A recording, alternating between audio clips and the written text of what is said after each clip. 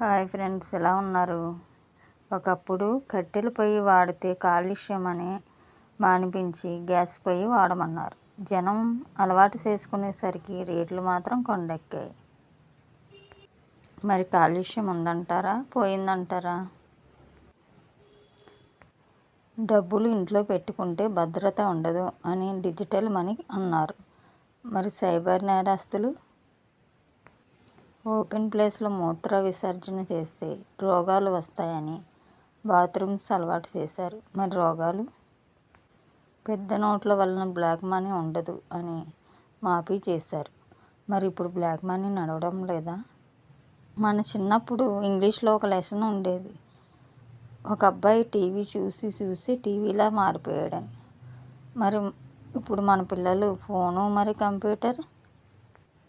ఒకప్పుడు ఆడపిల్లలు పుడితే ఖర్చు అనుకునేవారు, ఇప్పుడు ఆడపిల్ల పుడితేనే బాగుండు అని అనుకుంటున్నారు.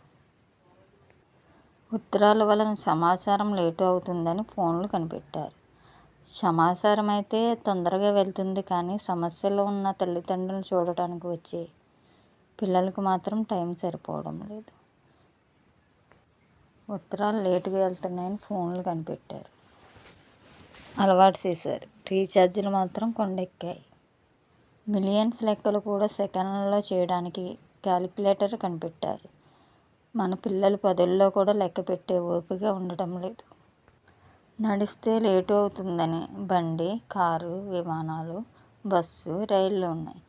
ఇంటికి వచ్చేదాకా గ్యారంటీ లేదు. కుండ బదులు ఫ్రిడ్జ్లు, బట్టలు ఉతకలేక వాషింగ్ మిషన్లు ఎప్పుడు పేలుతాయో తెలియదు. వచ్చిన ఒళ్ళు తగ్గించుకోవడానికి పార్కుల చుట్టూ రౌండ్స్, ఇంట్లో పని చేయడానికి పని మనుషులు. అత్తమామలు ఉంటే ఫ్రీడమ్ లేదని వేరు కాపురం. తర్వాత ఒంటరిగా ఉన్నాం అని పిల్లలకు మంచి చెడు చెప్పేవాళ్ళు లేరని సైకాలజిస్టులు. ఇలాంటివి మరెన్నో. చరిత్ర చెప్పేవాళ్ళు లేరు, చెప్పినా వినేవాళ్ళు లేరు. మనం ముందుకెళ్తున్నామో వెనక్కి వెళ్తున్నామో తెలియని పరిస్థితులు.